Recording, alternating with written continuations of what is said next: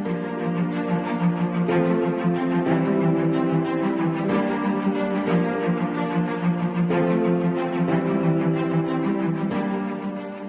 vídeo falaremos da questão da dialética. A dialética ela nasce na Grécia e ela é considerada, né, o método dialético é focado na contraposição e na contradição de ideias que levam a outras ideias, ou seja, é o contrariando uma ideia, discutindo contra aquela ideia que eu chego a outra, uma nova ideia, uma ideia diferente, né? Ou seja, é uma argumentação contrária, certo? Para chegar a um contexto ou a uma nova concepção, uma nova ideia. Então, a dialética ela possui um método específico, né? Uma base para o que é ser dialética.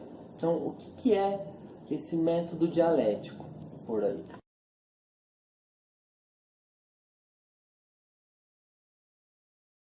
O dialético ele possui 3 passos, né?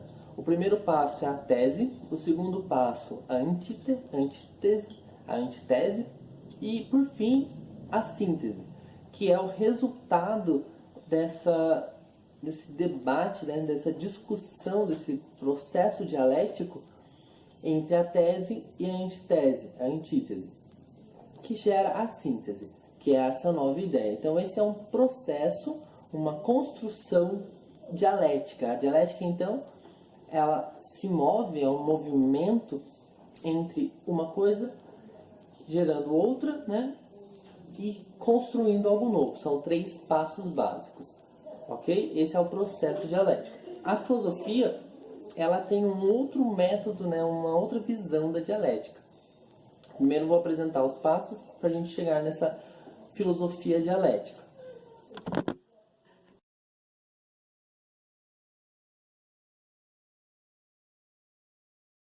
Se a gente entrar na filosofia dialética, é bom salientar que o princípio do conceito dialético, né, por mais que seja grego, independente dos 2 princípios que eu vou apresentar, ele tem 2 formas de visão da onde nasce. O primeiro conceito, né, é de Aristóteles. O Aristóteles ele acredita que a dialética nasceu com Zenão de Eleia. O Zenão de Eleia é um filósofo sofista, certo? E ele constrói, segundo Aristóteles, um método dialético. Aí outras fontes diversas acreditam que a dialética ela vem do Sócrates. E é inegável que Sócrates produz um sistema dialético nos diálogos de Platão, ok? Então, o que é a filosofia dialética? Qual o processo histórico da filosofia dialética? Vamos por aí, ó.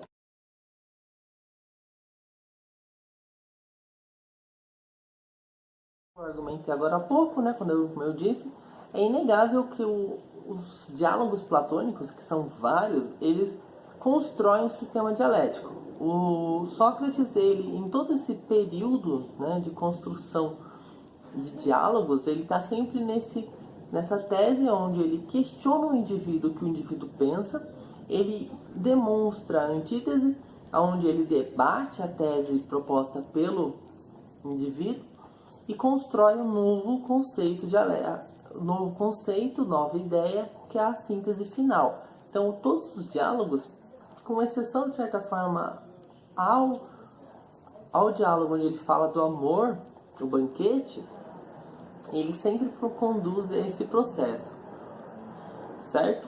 Depois, entrando na Idade Média, a dialética ela tem um papel de matéria escolar. Dentro da escola, né, do período medieval, existia o trivium. O trivium ele é um conceito de 3 formas, né, são 3 áreas de estudo dentro, que é o trivium e o quadrivium, onde a dialética se torna uma matéria essencial, uma matéria a ser construída. A pessoa vai aprender a produzir dialética, aprender a discutir através do método dialético e a usar a dialética. A dialética, ainda por fim, ela ganha um grande foco através do Hegel, né? O Hegel, um filósofo muito importante, né, que vai construir uma nova dialética. O método dialético do Hegel ele é muito debatido e muito utilizado. e se torna principal, certo? Nesse período ainda, para Platão, né, pensando nessa filosofia dialética, o Platão ele vê a dialética como uma aproximação com a ideia, né? Aproximação de ideia. A filosofia em si ela é feita através do método dialético. Você vai chegar ao conceito, né, a ideia em si, através da dialética para Platão. O Aristóteles ele vai apontar a dialética como uma lógica do provável, ou seja, é a forma como eu chego na probabilidade da coisa. Então, quando eu encontro o possível através desse sistema tese, antítese e síntese.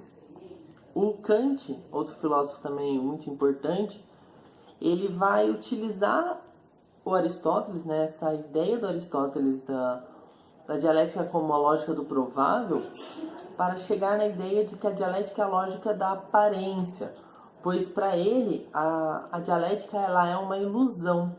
Os seus princípios são subjetivos, né? A dialética ela não chega à realidade de certa forma para ele, mas sim ao que pode ser a realidade. O que pode ser é ilusório, não é o fato em si. E aí a gente chega no Hegel, né? Então, qual é a dialética hegeliana?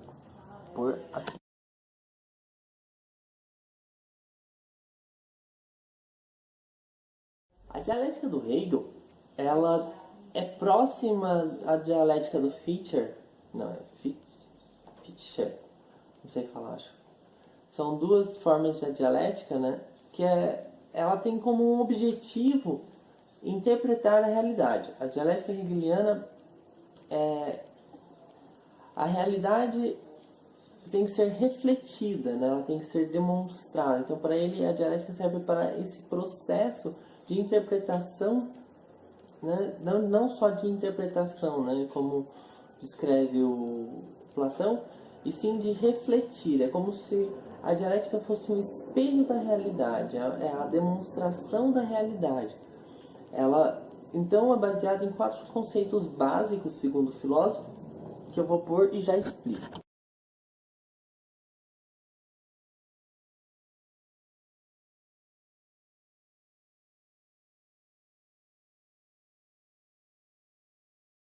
Esses 4 conceitos, né? Vamos lá.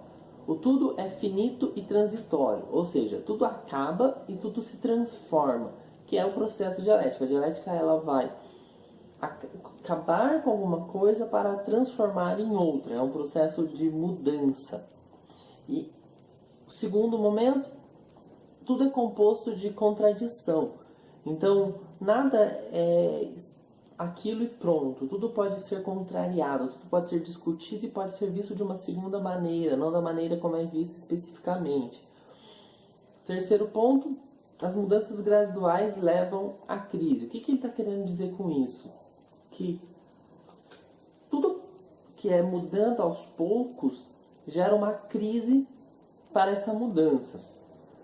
É igual você mudar o conceito, por exemplo, da mulher. Como a mulher era vista na antiguidade, na década de 60, 60 ainda tem os hippies, mas na década de 50, por exemplo, e para chegar na mulher hoje, nesse debate que nós estamos. Nós estamos em crise, de certa forma, é a crise da mudança. A mudança da antítese é a mudança que gera essa crise que vai construir algo novo no futuro, mas você não passa por essa mudança gradual sem a crise.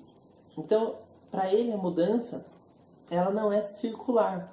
Por quê? Né? Que é o que ele fala no quarto tópico, que a mudança é espiral e não circular. O que ele está querendo dizer com isso? Ela não volta novamente ao ponto. Ela sobrepõe o que existia. Né? A espiral ela faz o quê? Quando ela se aperta, ela está em cima do que já foi. Ela vai passar a ser o que é e não nunca voltar ao que já foi. Ok? Então são os 4 pontos. O Hegel, né?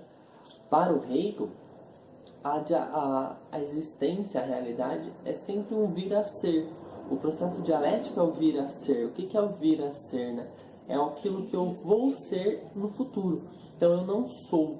A dialética ela constrói esse momento do que eu vou me tornar e não daquilo que eu já sou, porque eu nunca sou algo, eu estou num processo de formação, que é o processo dialético. E para finalizar, o Fichte e o Sócrates, eles acreditam que o conceito dialético está muito presente na filosofia do Heráclito. Porque o Heráclito, ele acredita, né, ele crê nessa mudança constante, na constante mudança. Certo? Então, antes de existir o termo dialético, seja por Sócrates ou por Zenão, já estava presente a dialética na filosofia do Heráclito. Ok? Esse é o conceito de dialética, essa construção do termo dialética. Espero que vocês tenham entendido. Até o próximo.